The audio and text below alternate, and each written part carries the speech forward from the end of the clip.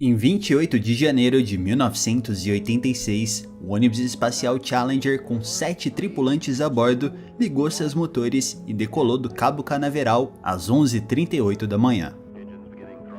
73 segundos após deixar a plataforma 39B e a cerca de 14 km de altitude, o veículo explodiu. Todas as pessoas a bordo morreram. Esse foi o primeiro acidente espacial dos Estados Unidos de um veículo tripulado em voo, e foi muito chocante para a população. O lançamento naquela fria manhã de janeiro não deveria ter acontecido e foi desencorajado por vários engenheiros preocupados. Mas eles não foram ouvidos, e isso custou 7 vidas humanas. As razões por trás da decolagem e os principais elos da corrente que compõem esse acidente são grandes exemplos da importância da ética dentro da engenharia. Nesse vídeo especial aqui do canal, nós vamos conhecer a tripulação da missão, entender o que fez o ônibus espacial Challenger explodir e entender o que aconteceu para a NASA ignorar engenheiros e insistir no lançamento.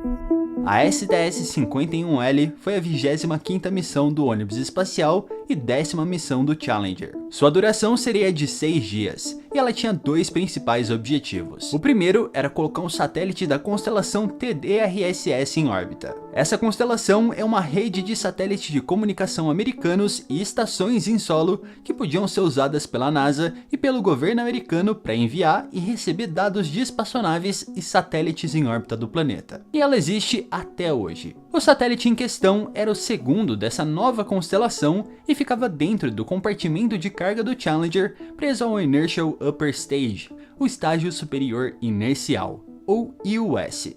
O IUS era essencialmente um foguete com 2 estágios que, após ser liberado, realizava as queimas necessárias para levar o satélite até uma órbita geossíncrona, onde ele operaria. O segundo grande objetivo da STS-51L era liberar um outro satélite menor, o Spartan Halley, que foi projetado para realizar observações do cometa Halley durante a sua passagem no começo de 86. Ele seria liberado no 3º dia da missão e depois recuperado pela tripulação 2 dias depois e trazido de volta para a Terra.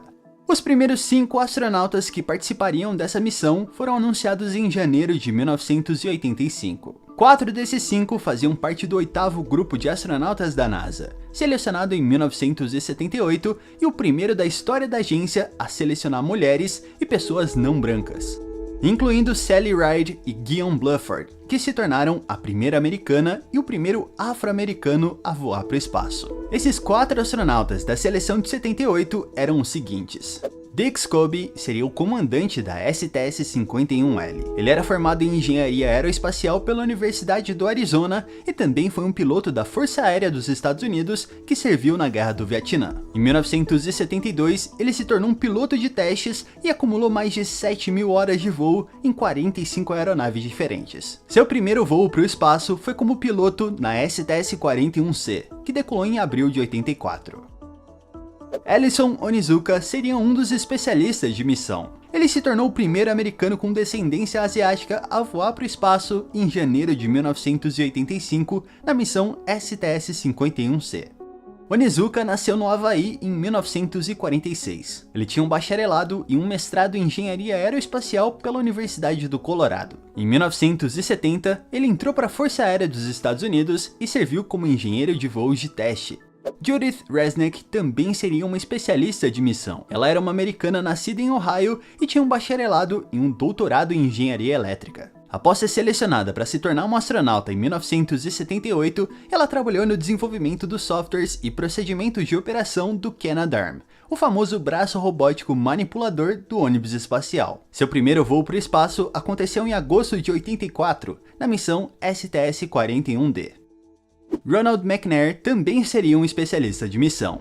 Nascido na Carolina do Sul, McNair se formou em engenharia física em 1971 e se tornou um doutor em física pelo MIT em 1976. Ele trabalhou como pesquisador por alguns anos antes de ser finalmente selecionado pela NASA em 78. Seu primeiro voo para o espaço aconteceu em fevereiro de 1984 na missão STS-41B. Michael Smith seria o piloto do Challenger na missão. Ele era formado em Ciências Navais pela Academia Naval dos Estados Unidos e tinha um mestrado em Engenharia Aeronáutica pela Escola de Pós-Graduação Naval dos Estados Unidos. Ele se tornou um aviador naval em 1969 e começou a voar aeronaves como o A-6 Intruder e chegou a lutar na Guerra do Vietnã a bordo do porta-aviões USS Kitty Hawk. Ele foi selecionado para fazer parte do Corpo de Astronautas da NASA em 1980. Estes 5 astronautas eram os astronautas de carreira da missão. Astronautas que tinham sido selecionados e treinados para desempenhar as mais variadas funções compelidas a astronautas, sejam elas voar o ônibus espacial, operar equipamentos, realizar caminhadas espaciais ou seja lá o que for. Mas o ônibus espacial, com seus 7 lugares na cabine, permitiu que a NASA fosse um pouco mais flexível na escolha dos tripulantes das missões. E no meio da década de 80, ela começou a convidar empresas para enviar funcionários para o espaço para que eles operassem experimentos ou testassem coisas bem específicas. Essas pessoas voavam no Shuttle com o título de especialistas de carga, os Payload Specialists. E esse era o caso de Gregory Jarvis, que seria o 6º tripulante do Challenger na STS-51L. Ele se formou em engenharia elétrica em 1967 e completou um mestrado na mesma área em 69. Logo depois disso, ele entrou na Força Aérea dos Estados Unidos e serviu durante alguns anos. Quando saiu em 73, começou a trabalhar na divisão espacial da Hughes Aircraft Company. Lá dentro, ele trabalhou como um dos gerentes do projeto de satélites de comunicação LeeSat, que seriam colocados em órbita pelos ônibus espaciais. Em um certo momento, a empresa foi convidada para selecionar 2 empregados para irem ao espaço. E Jarvis foi um deles. Nessa missão, ele faria um experimento que ajudaria a entender o movimento de fluidos em um ambiente de microgravidade. Mas especialistas de carga de empresas contratadas pela NASA, como era o caso de Jarvis, não eram os únicos tripulantes que a NASA começou a levar em missões. Em 2 ocasiões, políticos americanos voaram a bordo dos ônibus espaciais. O primeiro foi Jake Garn, em abril de 1985, na missão STS-51D. E o segundo foi Bill Nelson, atual administrador da NASA, 2 semanas antes do acidente do Challenger, em janeiro de 1986, na missão STS-61C.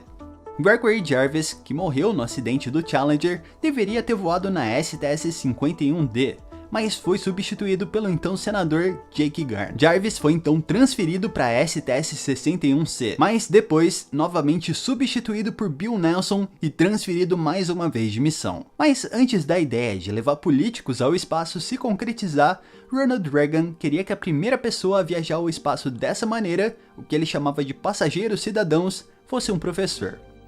It's long been a goal of our space shuttle, the program to someday carry citizen passengers into space. Until now, we hadn't decided who the first citizen passenger would be. But today I'm directing NASA to begin a search in all of our elementary and secondary schools and to choose as the first citizen passenger in the history of our space program, one of America's finest, a teacher.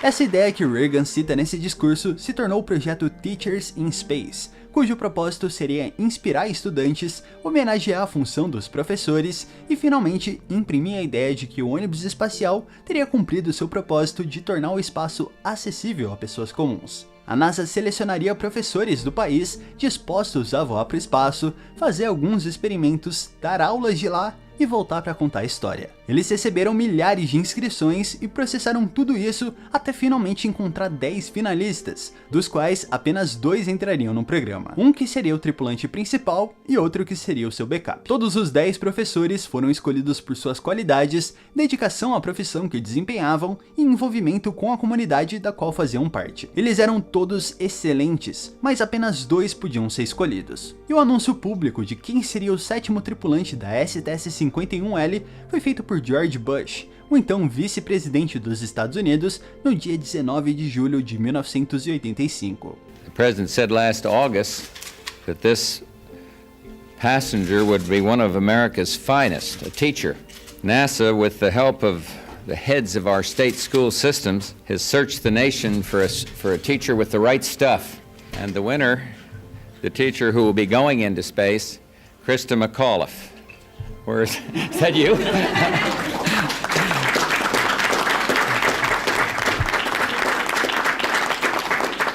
Krista teaches in Concord High School in Concord, New Hampshire. She teaches high school social studies. She's been teaching for 12 years. Krista McAuliffe encaixava perfeitamente no programa. A professora de estudos sociais do ensino médio era alegre, gentil e divertida, e enxergava a importância do programa espacial americano para o futuro da nação. I went for something that I felt I had really no chance in. I decided to overextend a bit and fill in an application that I knew thousands and thousands of people were going to be filling in. But it was important for me because it was something that I really wanted to do. And I hope that a lot of students looking at that will say, well, I know 80 people are going to try out for this team, but it's something that I really want to do and not to be afraid of failure. E ela queria de verdade, com todo o seu coração, causar um impacto positivo na educação americana. It's not often that a teacher is at a loss for words. I know my students wouldn't think so. I've made 9 wonderful friends over the last 2 weeks. And when that shuttle goes, they might be one body. But there's going to be 10 souls that I'm taking with me. Thank you. That's great.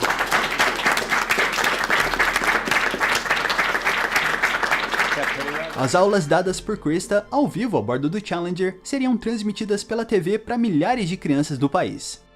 E além das aulas, ela também conduziria 6 demonstrações durante o voo, que seriam gravadas. Essas demonstrações, que ficaram conhecidas como as 6 lições perdidas, fariam parte de diversos kits educativos que seriam distribuídos para escolas depois que a missão acabasse e usados por professores e alunos para explorar conceitos de ciência e engenharia durante as aulas. E caso algo acontecesse com Krista antes do voo, a também brilhante professora Barbara Morgan poderia voar em seu lugar e cumprir a mesma função. As duas se prepararam para o voo e para as aulas e experimentos no Centro de Voos Tripulados Johnson, em Houston, entre setembro de 1985 e janeiro de 1986. E nos vídeos feitos enquanto Barbara e Krista se preparavam para as atividades, é possível ver o empenho, a paixão e o entusiasmo envolvidos.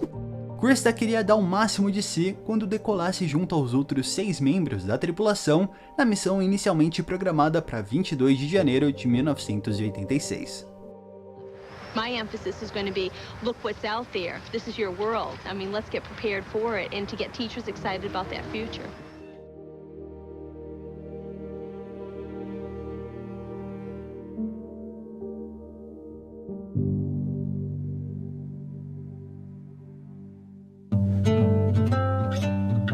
O lançamento do Challenger na missão STS-51L foi adiado algumas vezes. A data passou de 22 de janeiro para 23, depois para 25, depois para 26 e depois para 27. E no dia 27, ventos fora do limite permitido para um lançamento do ônibus espacial impediram a decolagem.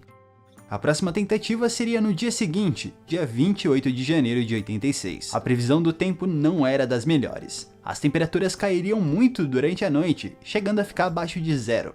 You can probably tell the winds are still with us. In fact, they're picking up and the temperatures are beginning to fall. This is not typical Florida weather, and this is not good news for NASA. What started off as really a beautiful day, all in all, when you consider it, today it has been a day that's been filled with plenty of disappointment. Expected to be in the 20s tomorrow morning. The coldest they have ever launched a shuttle before tomorrow will be 40 degrees, so this will be the first time that NASA has attempted at launching a shuttle in sub-freezing temperatures. Isso gerou bastante preocupação em algumas pessoas, mas como veremos daqui a pouco, os preparativos continuaram normalmente. Ficou tão frio durante a noite que gelo se acumulou em diversos pontos da plataforma de lançamento. Para evitar que os canos do sistema de supressão de som da plataforma congelassem, ele funcionou lentamente durante a noite toda, o que contribuiu para a formação de gelo. Mas, apesar da preocupação, os preparativos para o lançamento continuaram.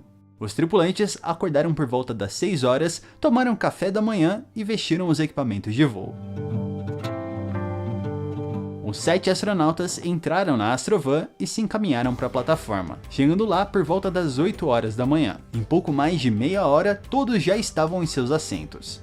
Depois de alguns pequenos atrasos, o Challenger entrou na fase final da contagem regressiva.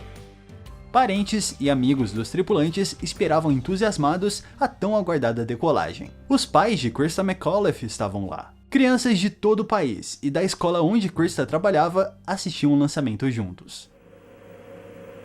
T-minus 10, 9, 8, 7, 6. We have main engine start. 4, 3, 2, 1, and liftoff. Liftoff of the 25th Space Shuttle mission. Às 11h38, o ônibus espacial deixou a plataforma de lançamento e começou a sua subida. Tudo parecia bem, a ascensão aconteceu assim como esperado, da mesma forma que as 24 missões anteriores. Ao chegar próximo ao ponto de máxima pressão aerodinâmica, os 3 motores do veículo desaceleraram como deviam. Nenhum alarme soava dentro do cockpit, tudo realmente parecia tranquilo. À medida que o ônibus espacial subia e a atmosfera ficava mais rarefeita, a zona de maior estresse estrutural ficava para trás. Era hora dos motores acelerarem de novo. Aos 68 segundos de voo, Richard Covey, no posto de Capcom, disse: e Dick Scobie respondeu. E essa foi a última comunicação da tripulação com o solo.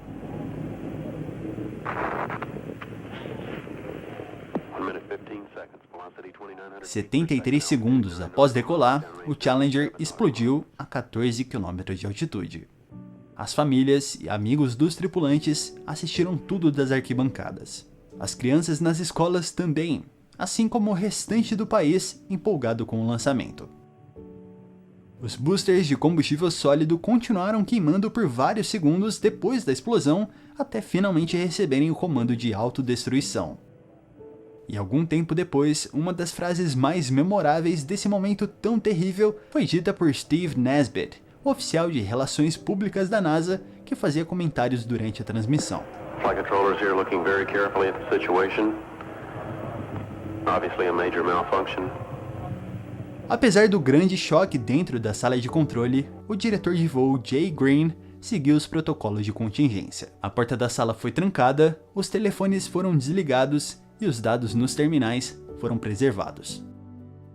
Como em qualquer acidente dessa magnitude, recuperar destroços é uma parte crucial do processo de investigação. E após os primeiros 15 minutos, os primeiros navios e as primeiras aeronaves foram enviadas para a região. E ao longo do restante do dia, um grande esforço para a recuperação dos destroços se formou.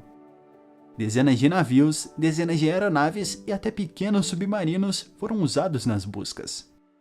Muitas partes encontradas foram levadas de volta para o Kennedy Space Center, onde seriam analisadas. Mais tarde naquele dia, Ronald Reagan planejava fazer o discurso anual do presidente dos Estados Unidos, o State of the Union. Com as novas circunstâncias, isso não poderia acontecer. A tradição anual foi adiada e uma nova mensagem precisou tomar o seu lugar. We mourn 7 heroes: Michael Smith, Dick Scobie, Judith Resnick, Ronald McNair, Ellison Onizuka, Gregory Jarvis, and Christa McAuliffe. We mourn their loss as a nation together. We've grown used to the idea of space, and perhaps we forget that we've only just begun. We're still pioneers. They, the members of the Challenger crew, were pioneers. The future doesn't belong to the faint-hearted. It belongs to the brave. The Challenger crew was pulling us into the future, and we'll continue to follow them. We'll continue our quest in space. There will be more shuttle flights and more shuttle crews, and yes, more volunteers, more civilians, more teachers in space. Nothing ends here. Our hopes and our journeys continue. The crew of the Space Shuttle Challenger honored us for the manner in which they lived their lives.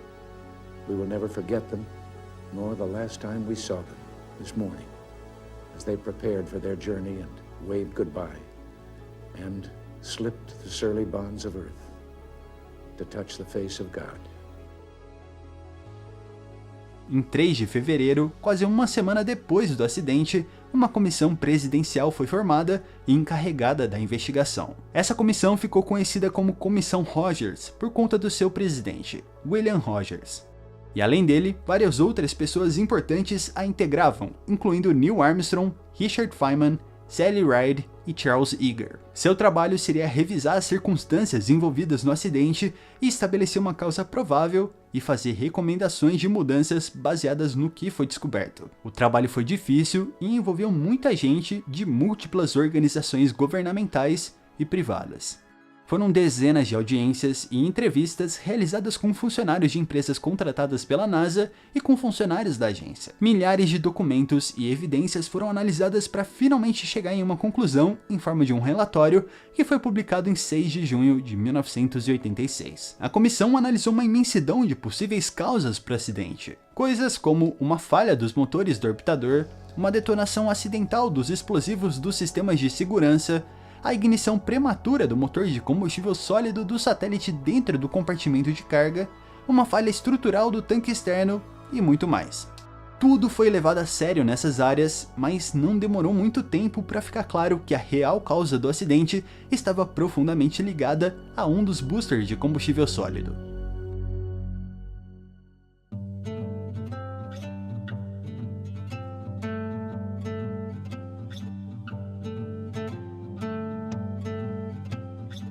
Antes de poder realmente entender as evidências que levaram à conclusão apresentada em junho pela comissão, precisamos entender um pouco melhor a estrutura do ônibus espacial como um todo e, especialmente, a estrutura dos boosters laterais.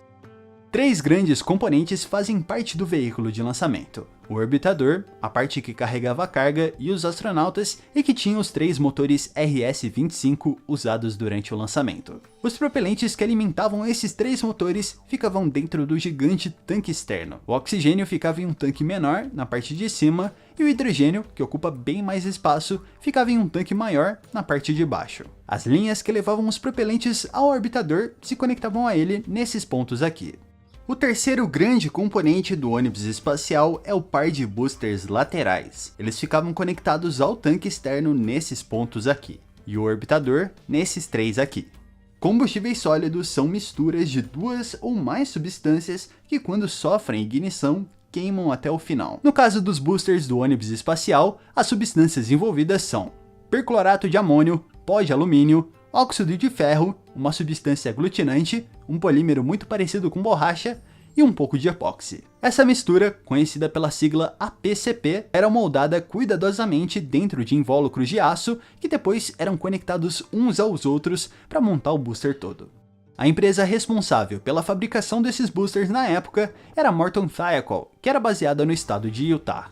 Cada booster tinha 4 segmentos diferentes que continham propelente: o segmento frontal, o segmento central frontal, o segmento central traseiro e o segmento traseiro, que tinha tobeira. Esses segmentos eram enviados para o Kennedy Space Center por trem, e chegando lá, antes do lançamento, eles eram montados. E a conexão entre cada um dos segmentos é uma parte muito importante. Afinal, a pressão lá dentro durante a operação é muito alta e o combustível sólido não se dá muito bem com vazamentos durante a queima.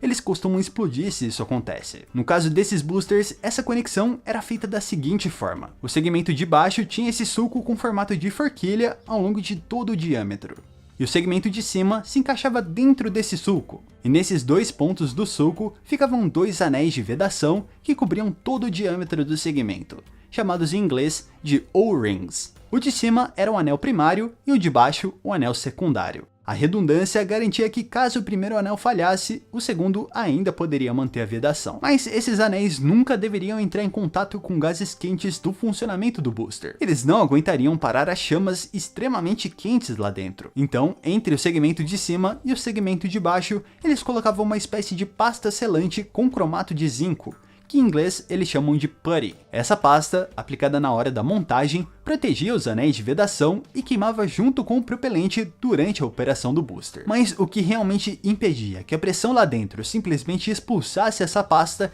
e ejetasse gases quentes para fora eram os anéis de vedação. Então, os anéis trabalhavam em conjunto com essa pasta. Eles seguravam a pressão imensa da queima e a pasta com cromato de zinco protegia eles dos gases lá dentro. E entender essa dinâmica de funcionamento é importante para entender uma outra coisa mais pra frente. Então guarda isso. Depois do segmento de cima ser colocado no lugar, 177 pinos, feitos com uma liga de níquel, garantiam a rigidez da conexão. E como cada booster tinha 4 segmentos, isso significa que cada um deles tinha 3 dessas juntas. Essa era uma parte muito delicada dos boosters, e a falha desses anéis de vedação, com um pouco mais de 7 mm de espessura, poderia sim causar uma falha catastrófica. Mas imediatamente depois do acidente, os dados da telemetria e o fato dos boosters terem continuado voando após a explosão trouxe consigo uma forte impressão de que a causa do desastre não poderia ter sido isso.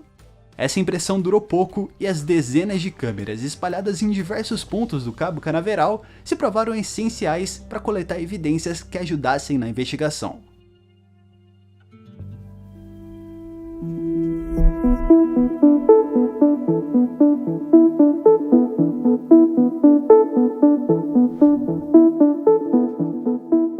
Ao analisar mais de perto as filmagens do lançamento, ficou claro que o que antes parecia um voo tranquilo e sem problemas até a explosão, na verdade não foi bem assim. Em filmagens de múltiplas câmeras apontadas para o foguete durante o lançamento, um clarão pôde ser observado na parte de baixo do booster direito, começando mais ou menos aos 58 segundos de voo. Ao analisarem a posição desse clarão em relação ao restante do foguete, constataram que ele estava nos arredores da junta entre os segmentos traseiro e central traseiro do booster direito, e mais ou menos no setor dos 300 graus da circunferência, ou seja, mais próximo aos pontos de fixagem no tanque externo. O clarão, que era literalmente um vazamento de gases quentes do booster, cresce com o tempo nas filmagens e começa a atingir o tanque externo. Os engenheiros viram durante a investigação que o crescimento desse clarão era consistente com os vários dados da telemetria, como uma pequena queda de pressão dentro do booster direito e também com respostas do sistema de controle de voo às forças que esse vazamento estava impondo ao veículo. Aos 64 segundos de voo, o clarão visto nas filmagens muda de forma, indicando que o tanque externo foi rompido e que hidrogênio estava começando a vazar dele. As leituras de pressão dentro do tanque enviadas pela telemetria eram consistentes com esse cenário. Com o rompimento, a pressão caiu um pouco em relação ao esperado. E aos 72 segundos de voo, a telemetria do sistema de navegação mostrou que a direção para a qual o booster direito estava apontando tinha mudado significativamente, indicando que o ponto de fixação traseiro tinha se rompido. Ao mesmo tempo, os outros motores realizaram mudanças na vetorização do empuxo, tentando compensar a diferença, o que também era consistente com esse cenário. Aos 73 segundos de voo, a pressão dos propelentes sendo bombeados para os motores RS-25 caíram bastante, e ao mesmo tempo, a pluma vista nas filmagens aumentou muito, indicando a falha estrutural completa do tanque de hidrogênio. Poucos milissegundos depois, é possível ver que o tanque de oxigênio também falhou, liberando toneladas do propelente. Logo em seguida, é possível enxergar múltiplos clarões entre o tanque externo e o orbitador e a subsequente falha catastrófica do veículo. Os últimos dados de telemetria foram enviados pelo Challenger aos 73,618 segundos após a decolagem.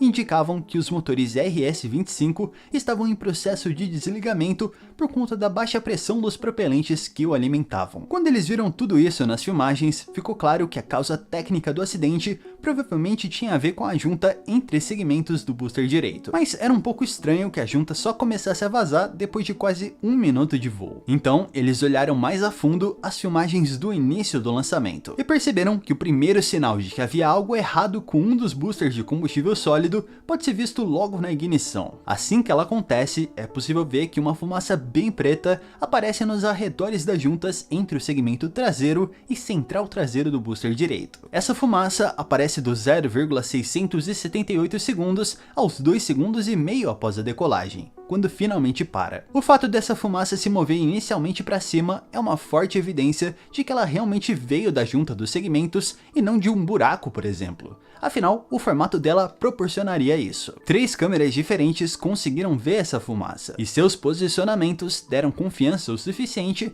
para se concluir que ela estava vindo do setor da circunferência do booster entre 270 e 310 graus. E esse posicionamento era consistente com o posicionamento do clarão observado durante o restante do voo. A própria cor dessa fumaça também sugeria que a graxa, os anéis de vedação e o isolamento térmico da junta estavam queimando e erodindo naquele momento com os gases quentes do funcionamento do booster. Os investigadores assistiram às filmagens de todos os outros lançamentos anteriores em busca de fumaça em qualquer ponto do booster e não encontraram. Essa era realmente a primeira vez que isso tinha sido observado. Todas essas análises fotográficas mostravam que o problema realmente começou nas juntas dos segmentos.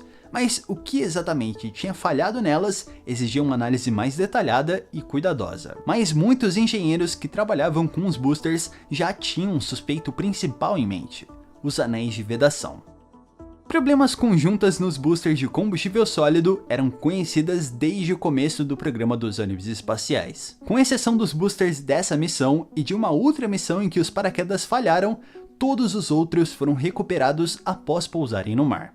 Isso permitia que eles fossem desmontados e que suas partes fossem estudadas. E já na segunda missão do ônibus espacial, a STS-2, em dezembro de 81, os engenheiros verificaram erosão do anel de vedação primário entre o segmento traseiro e central traseiro. Estimou-se que em certos pontos do anel, cerca de 2,3 milímetros dos 7,1 totais foram comidos por gases quentes do funcionamento do booster. Ou seja, gases da queima conseguiram chegar até os anéis de vedação e queimá-los. E esse problema, apesar de relativamente infrequente, apareceu outras vezes em outras missões. E não só nas juntas entre segmentos, mas também na junta entre o segmento traseiro e a tubeira. Essa junta da tubeira era um pouco diferente, mas também tinha um anel primário e outro secundário. A missão STS-41B, por exemplo, que decolou em março de 1984, apresentou erosão na junta da tubeira do booster direito e na junta entre o segmento dianteiro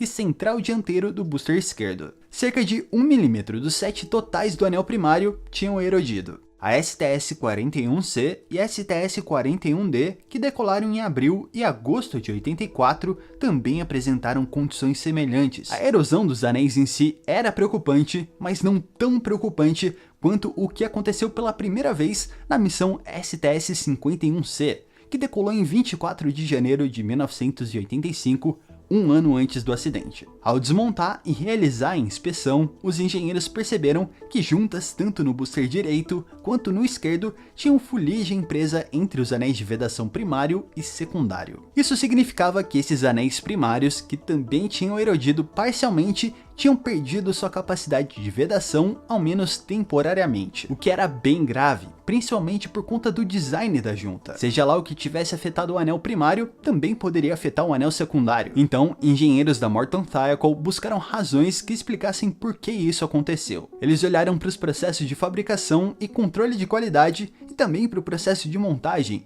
tentando achar qualquer coisa que fugisse da normalidade, mas não encontraram nada. A única coisa que realmente saía do padrão de outras missões eram as condições de lançamento. Nos dias anteriores, as temperaturas tinham caído muito na Flórida, e na hora do lançamento estava cerca de 16 graus Celsius, mas cálculos dos engenheiros mostraram que as juntas estavam mais próximas de 11 graus Celsius.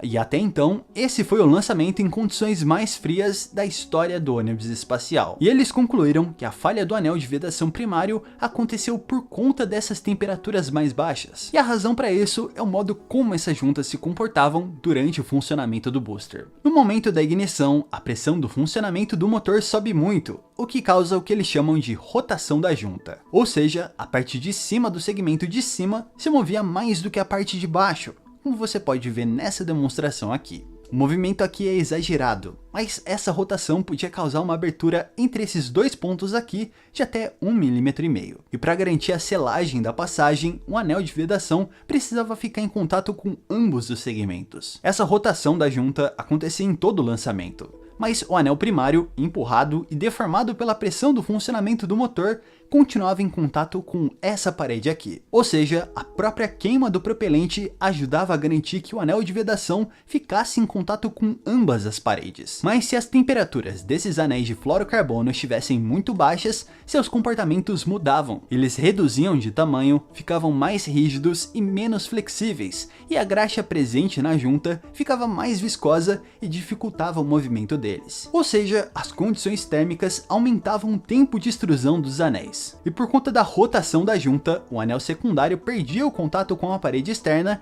e se tornava incapaz de garantir a selagem caso o anel primário falhasse depois que a junta tivesse rotacionado. Então toda a redundância presente na junta se tornava inútil nessas circunstâncias e o motor poderia falhar logo na ignição e o veículo todo explodir na plataforma de lançamento. Felizmente não foi isso que aconteceu na STS-51C.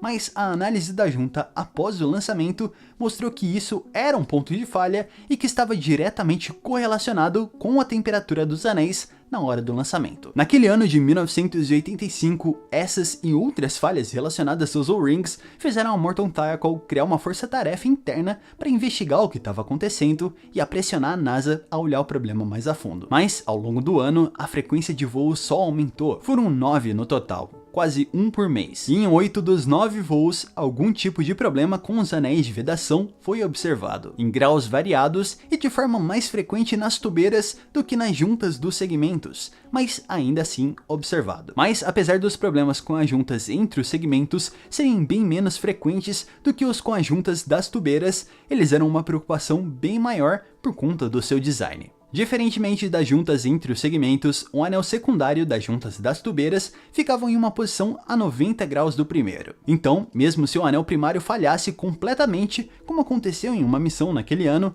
o anel secundário era de fato redundante e garantia a selagem da passagem, independente de uma possível rotação da junta. E sabendo de tudo isso, engenheiros da força-tarefa como Roger Bourgeois e Alan MacDonald recomendaram para a NASA em setembro de 85 que as juntas fossem reprojetadas e que um mecanismo de captura que limitasse essa rotação fosse incorporado. Se pelo menos parte da rotação fosse eliminada, ambos os anéis de vedação estariam em contato com ambas as paredes em qualquer momento da sua operação, mesmo caso o lançamento fosse feito em temperaturas mais baixas. Essa recomendação foi rejeitada pela NASA porque envolveria reusinar segmentos e, consequentemente, aumentaria o custo de operação dos boosters sem aumentar sua vida útil. Tudo isso que aconteceu na operação dos ônibus espaciais em 1985, as condições frias do lançamento do Challenger na STS-51L e as análises das filmagens feitas no dia tornaram os anéis de vedação os principais suspeitos. Mas nem todo mundo na NASA queria acreditar nisso.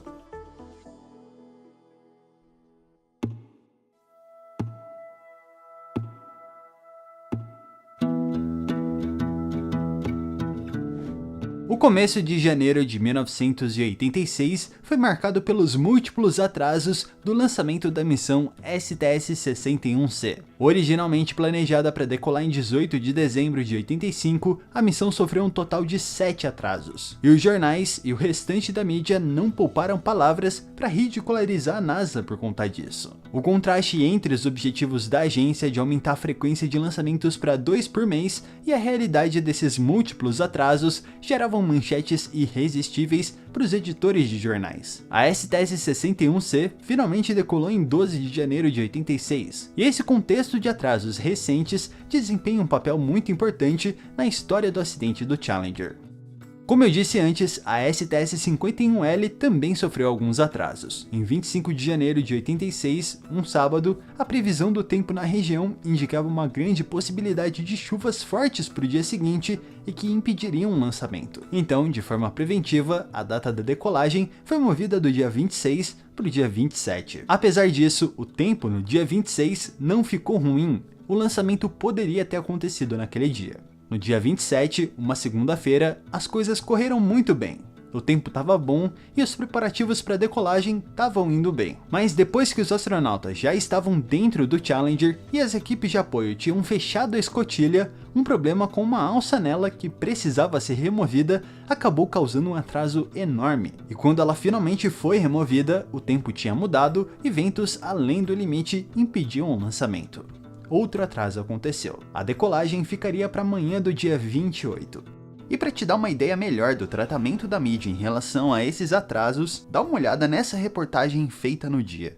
And the confidence in NASA's ability to maintain a launch schedule has been rocked by this series of embarrassing technical snafus and weather delays. Well, of course, it was just not our day. And it has not been NASA's month. In early January, it took 7 attempts to get Columbia and her crew into orbit, and there were 2 delays getting them back. And this week's effort to get Challenger into orbit has turned into a comedy of errors. Sunday's launch was canceled when rain was predicted, but by lunchtime the skies were clear and the weather ideal. Mas naquela tarde de segunda-feira, o tempo começou a mudar muito. Previsões indicavam que uma frente fria se aproximava da Flórida e que as temperaturas no dia seguinte podiam ficar negativas. Imediatamente isso gerou preocupação em engenheiros da Morton Thiokol, especialmente Alan MacDonald, Bobby Ebelan, Arne Thompson e Roger Beaujolais. Eles sabiam da correlação entre baixas temperaturas e a possibilidade de vazamentos nas juntas dos segmentos e consequente falha catastrófica do veículo. As previsões indicavam que a temperatura durante a noite chegaria a menos 8 graus Celsius, subiria para menos 6 às 6 da manhã e, no momento do lançamento, estará mais ou menos menos 3 graus. E usando esses dados, eles buscaram calcular qual exatamente seria a temperatura dos anéis de vedação na hora do lançamento e em qual temperatura seria realmente seguro voar. Alan MacDonald, que seria o representante da empresa no centro de lançamento na manhã seguinte, organizou uma reunião / teleconferência com a divisão de engenharia da Morton Thiokol em Utah, com engenheiros do Marshall Space Flight Center em Huntsville e com alguns gerentes da NASA. Nessa reunião, que aconteceu na noite do dia 27 de janeiro, Roger Beaujolais explicou como as juntas dos segmentos funcionavam, apresentou dados sobre a missão STS-51C lançada um ano antes e a correlação entre baixas temperaturas e a falha dos anéis de vedação. Was there an increase in concern in mid-85 as a result of the observations that you and others had made? Yes, SRM-15 actually increased that concern because that was the first time we had actually penetrated a primary O-ring on a field joint, and we had a witness of that event because the grease between the O-rings was blackened just like coal for those arc lengths that were described in the charts. And that was so much more significant than had ever been seen before on any blow-by, on any joint.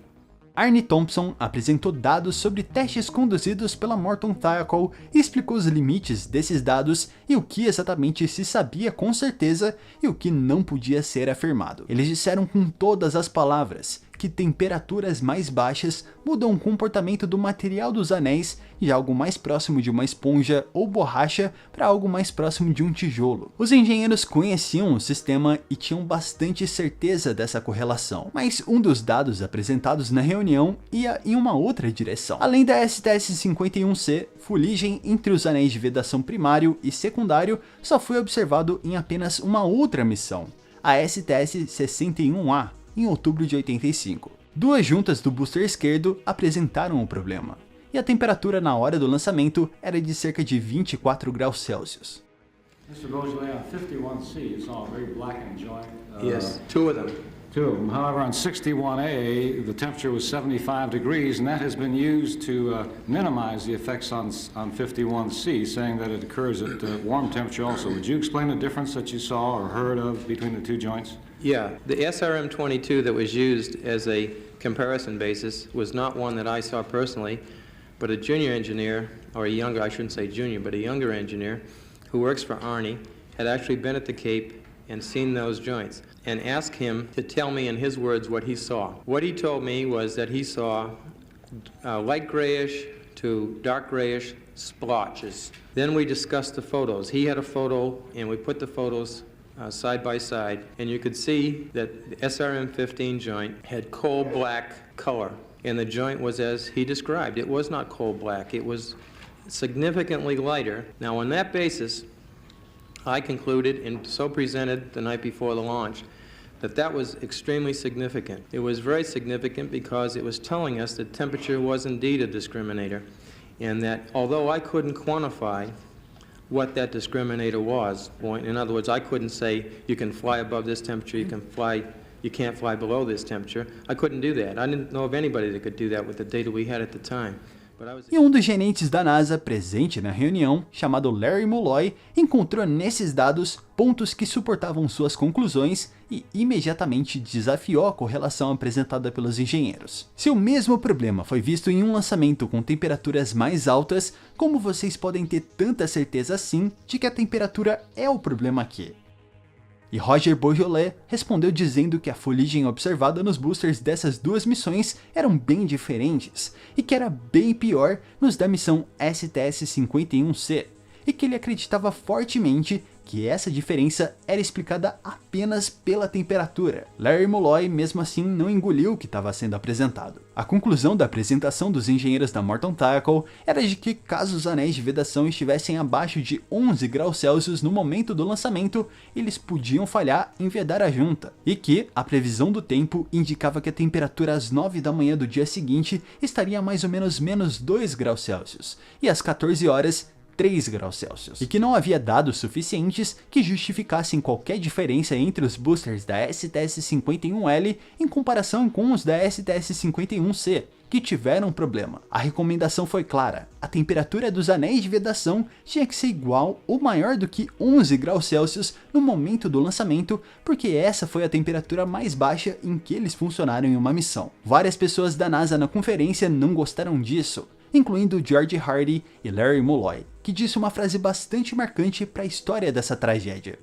Meu Deus, Tackle, quando vocês querem que eu lance? Em abril? Este era um comportamento bem esquisito por parte dos gerentes da NASA.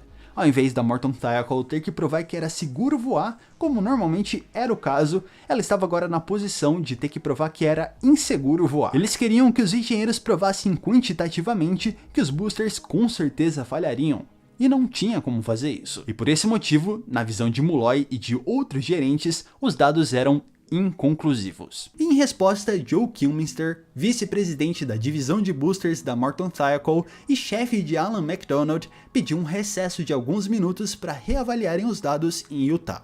Enquanto isso, Alan McDonald, presente fisicamente com Larry Mulloy e outros gerentes da NASA, entrou numa discussão sobre o assunto. Ele, que sabia de todas as pressões envolvidas na relação entre a NASA e a Morton Tackle, queria que a decisão de liberar os boosters para o lançamento viesse apenas dos engenheiros. E ele recomendou que a NASA considerasse atrasar o lançamento para a parte da tarde, quando as temperaturas estariam mais perto do limite estipulado. Ele pensou que durante o tempo de recesso, os engenheiros em Utah estavam fazendo cálculos e procurando novas informações que suportassem uma temperatura de lançamento mais baixa. Mas quando a teleconferência começou de novo, ele teve uma surpresa. Como ficou claro semanas mais tarde durante a investigação, durante esse recesso, os gerentes da Morton Tackle, como Bob Lund, Jerry Mason e Joe Kilminster, que inicialmente tinha concordado com seus engenheiros, acabaram pressionando eles da mesma forma que os gerentes da NASA estavam pressionando. Mas depois de uns 30 minutos, a teleconferência voltou e Joe disse: "Nós reavaliamos os dados e concluímos que apesar das temperaturas mais baixas serem uma preocupação,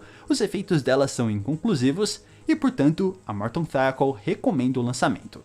Nada novo foi apresentado. Basicamente, as mesmas informações usadas antes para recomendar o atraso do lançamento foram usadas para recomendar o lançamento, e os gerentes da NASA não questionaram essa mudança.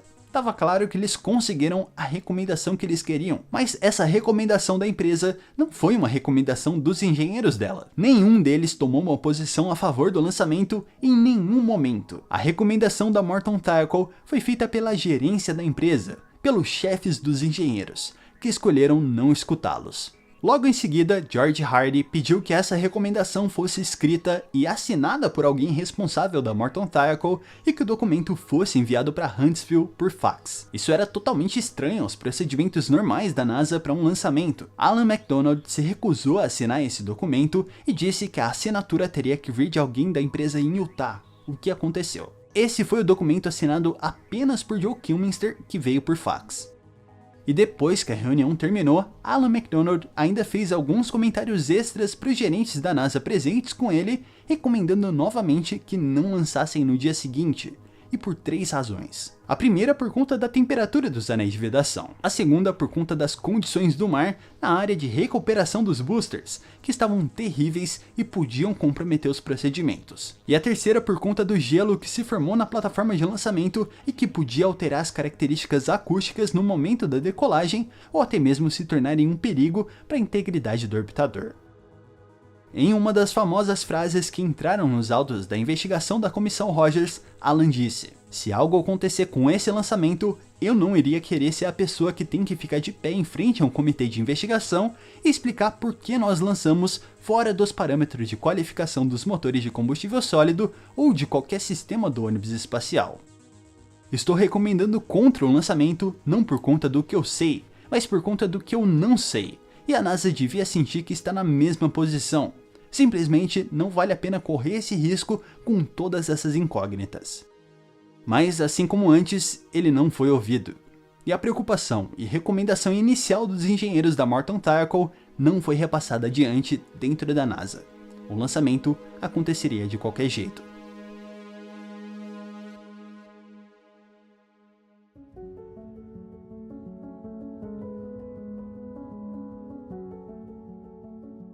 Toda essa cadeia de tomadas de decisões e várias outras peças do complicado quebra-cabeças que é uma investigação de um acidente como esse foram reveladas pela Comissão Rogers e suas audiências com membros da NASA, da Morton Tackle e de outras organizações envolvidas na operação. Mas nem tudo correu com tanta facilidade assim. Desde o começo, a NASA tentou esconder o que se passou na noite anterior ao lançamento, e engenheiros como Roger Boisjoly e Alan McDonald foram praticamente afastados das atividades de investigação nos dias seguintes ao lançamento e transferidos de cargo dentro da empresa. Demorou praticamente 2 semanas para que Alan conseguisse falar em uma das audiências e levantasse a bola para a Comissão Rogers de que a NASA não estava contando a história toda. Quando ele finalmente conseguiu a atenção da comissão, a investigação tomou a direção certa e protegeu tanto Alan quanto Roger Boisjoly e outros engenheiros que sentiam que estavam sendo intimidados pela Morton Tackle e pela NASA. E um dos momentos mais conhecidos de uma audiência da comissão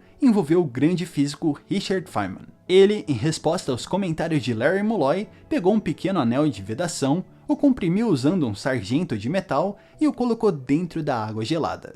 Oh, I took the stuff that I got out of your seal and I put it in ice water.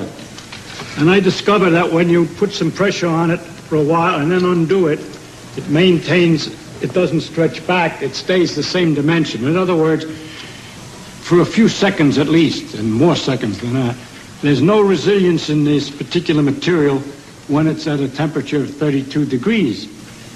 I believe that has some significance for our problem. O pequeno experimento feito ainda no início das investigações resumiu brilhantemente o que havia ocorrido no lançamento. Tudo o que eu contei aqui e a análise dos destroços recuperados no mar também suportavam essa explicação. Partes do lado direito do veículo estavam visivelmente mais danificadas por calor do que o lado esquerdo, e pedaços do booster direito mostravam claramente onde o vazamento começou. Ao longo dos meses seguintes, ficou claro para a comissão que o acidente foi causado pela falha da selagem das juntas por conta da temperatura no momento do lançamento, e que o design dessas juntas era falho e inaceitavelmente sensível a um grande número de fatores. A comissão também analisou o comportamento da NASA antes do acidente e durante a investigação e encontrou sérios problemas, muitos deles detalhados no relatório e com recomendações de mudanças. Muita gente em cargos importantes dentro da NASA e da Morton Tackle foi substituída, forçada a se aposentar ou ao menos a mudar de posição dentro da organização. Mas nem todo mundo da comissão ficou feliz com as conclusões e recomendações apresentadas no relatório. Pouco antes dele ser publicado, Richard Feynman se recusou a assiná-lo porque acreditava que o relatório não tinha sido duro o suficiente com a NASA. Depois de uma certa discussão, ele concordou em colocar o seu nome se pudesse, em troca, deixar algumas observações pessoais sobre o assunto. A comissão concordou e seus pensamentos sobre o ônibus espacial, sobre a NASA, sobre o acidente e sobre o futuro do programa espacial americano foram incluídos no apêndice F do relatório. Eu vou mostrar um pequeno pedaço aqui para dar uma ideia do que ele queria falar. Parece que há uma grande diversidade de opiniões sobre a probabilidade de falha e perda do veículo e de vidas. As estimativas variam entre 1 em 100 a 1 em 100 mil. As probabilidades de falha mais altas vêm de engenheiros. as mais baixas de gerentes. Quais são as causas por trás dessa discordância? Já que uma falha em 100 mil voos implicaria em poder voar um ônibus espacial por dia por 300 anos e esperar perder apenas um deles. Qual é a causa por trás dessa fé fantástica de gerentes nessas máquinas? Nós também descobrimos que as revisões de prontidão de voo frequentemente desenvolvem uma rigidez gradualmente decrescente. O argumento de que o mesmo risco já foi tomado antes e que não houve falha é frequentemente aceito como argumento sobre a segurança de voar novamente. E por conta disso, fraquezas óbvias são aceitas de novo e de novo, às vezes com tentativas insuficientemente sérias de arrumá-las ou de atrasar voos por conta de sua presença. Em resposta ao relatório, a NASA iniciou uma série de projetos de modificação do ônibus espacial, incluindo o redesign dos boosters, projeto esse que foi chefiado por ninguém menos que Alan McDonald. As juntas ganharam um mecanismo de captura que limitava sua rotação, um terceiro anel de vedação que era realmente redundante e, além disso, aquecedores que ajudariam a mantê-los na temperatura correta. As mudanças foram bastante profundas e o ônibus espacial só voltou a voar em setembro de 1988, mais de 2 anos e meio após o acidente. A perda do Challenger e de seus 7 tripulantes foi um golpe duro no programa espacial americano. Entender que suas vidas foram perdidas em um acidente evitável foi doloroso e difícil para as famílias, para os amigos e para as milhares de pessoas brilhantes que dedicavam suas vidas a manter o ônibus espacial voando. Mas a perda não foi em vão. O ônibus espacial se tornou um veículo mais seguro e a NASA aprendeu importantes lições que são até hoje lembradas ativamente dentro da agência. O desastre do Challenger e os acontecimentos durante a investigação se tornaram um exemplo e um estudo de caso da importância da ética dentro da engenharia.